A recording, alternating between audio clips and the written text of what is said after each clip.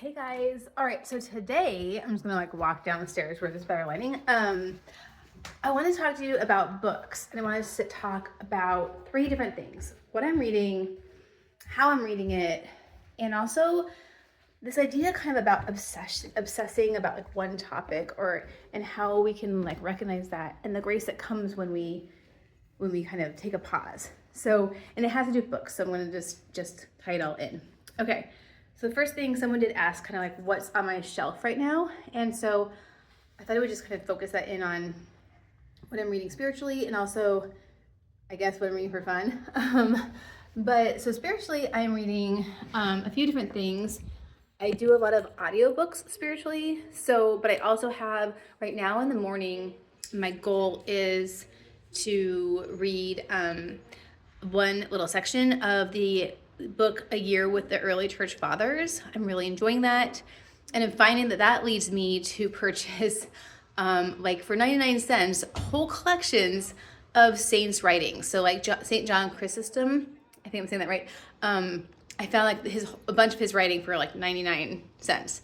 And so, and I'll get into that in a minute. So that's the first thing I'm reading. I'm reading that on my Kindle, and honestly, I downloaded the sample, and I'm still in the sample. I'm going that slowly. So I'm really enjoying being more thoughtful about how I purchase books right now. And then when I go on my morning walk, I just started recently listening to, I found I had an Audible credit, and I wanted to cancel Audible. And so anyway, they suggested to me this compilation of a bunch of different saint books. And so I'm reading Introduction to the Devout Life for the second time, and I'm really loving it. It's really hitting me in a different way, having read it through all the way and I might get a different place in my spiritual walk now than I was when I read it for the first time. So I do encourage going back and listening. And actually, on that same note, I'm re-listening to Story of a Soul. I read it the first time. It took me 2 or 3 years to get through it. It was a hard read for me for some reason. I think I just was dealing with some spiritual warfare or something. But now I'm listening to it, and it's just it's feeding my soul. And St. Therese is so amazing. And so those are probably my main ones. And then I'm also very, very slowly listening on YouTube to The Ladder of Divine Ascent.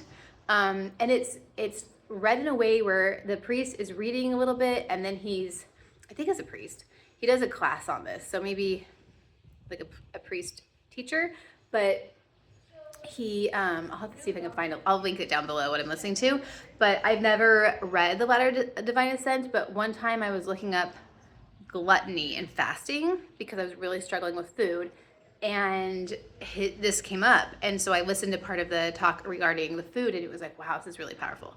And also I thought was really interesting is just from the first class, because they're kind of like a class, and it's live, and someone calls in, and the person calling, or the person talking, not calling in, the person who unmuted themselves, was talking about how the book was hitting his heart in a way that the other kind of reading he doesn't do. And the professor, or whoever it was, who's running the course, talked about how the Eastern Fathers, there's a lot of heart.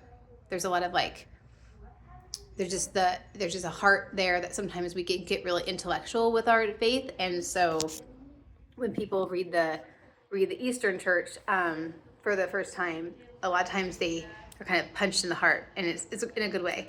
So those are probably the main, that's 4 books I'm reading right now. And then I have things I touch. I would love to start praying the Little Office, but I'm going to wait. So that's the next thing I want to talk about is how I'm buying books now. Because you guys know I used to be a big bibliophile, and I used to have all sorts of books, and I wanted a library, and I wanted all these Catholic books, and I've gone very far the other way.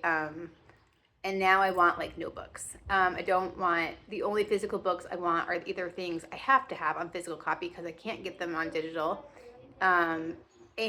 or they're a reference book that I'm referencing a lot, and I don't want to have to deal with my Kindle or my computer to try to access them. Otherwise, I'm buying 100% of my books on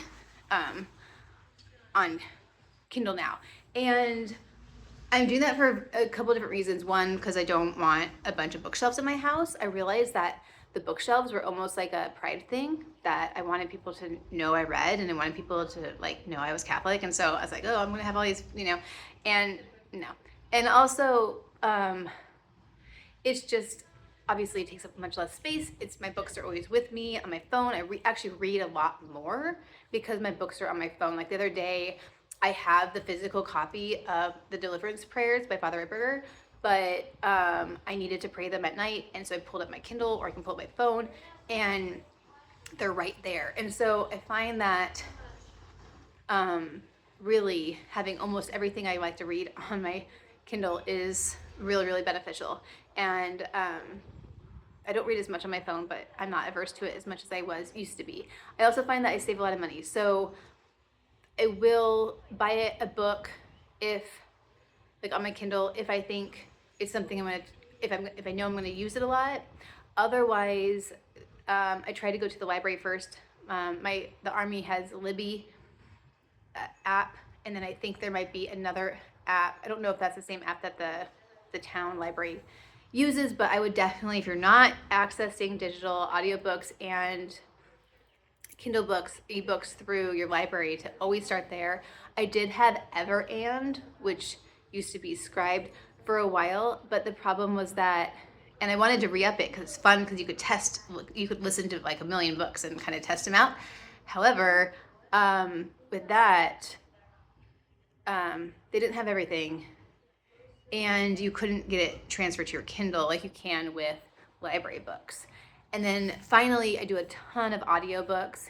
Everand was great for that as well. But I do find the library tends, like the other day I wanted to read a book that was which I'm going to get into this now, which is non-Catholic and we just have a science book, and the library had it available right away. And I was like, oh wow, that was amazing. So rather than spending $18 on this book, I was able to, for the audiobook or using a credit, I was able to just get it for free. And so that's how I get books. And then I wanted to talk about this obsession thing and it kind of sort of ties into the book conversation, but the other day, so you guys know I fast like a girl, and I have Dr. Mindy suggests doing more of this could apply for any topic that you get obsessive about though. It's just something, that has to be balanced. And so, but for me, it was the obsession of like, kind of figuring out how to eat keto again, but also like, I don't want to go full keto, I don't want to go like, Ryan says I tended to do like black and white thinking. So I'm going to like keto-ish, and then I'm going to do like high carb-ish on other days, like according to Dr. Mindy and my cycle. And I will say that this is a different video, but like fasting, like a girl for the last 2 months, this has been my best luteal phase.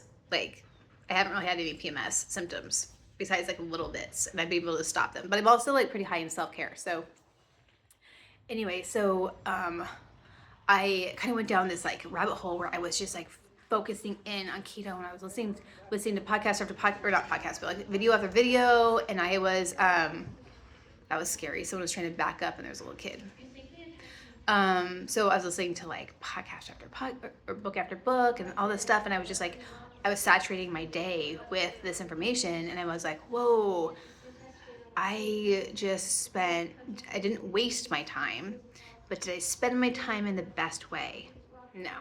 So the next day is when I started listening to Introduction to the Devout Life and Story of the Soul, and I was on Marco Polo less, and I was just kind of like sitting with, and there was so much grace. There was so much grace given to me because I feel like I sacrificed that curiosity and that love of learning that comes from just how God made me. But it was so focused in, it was more focused than I needed to be, and I was getting a lot of like entertainment from listening to Dr. Mindy and listening to how to do keto and all these things. And I was like, okay, this isn't even about the present moment, because like presently I'm not even supposed to be doing keto because of where I'm in my cycle. So like, we learned enough, let's now table that and find out like, what are the other things in my life that are important. And so yesterday I actually had a ton of grace to get so much homeschool done.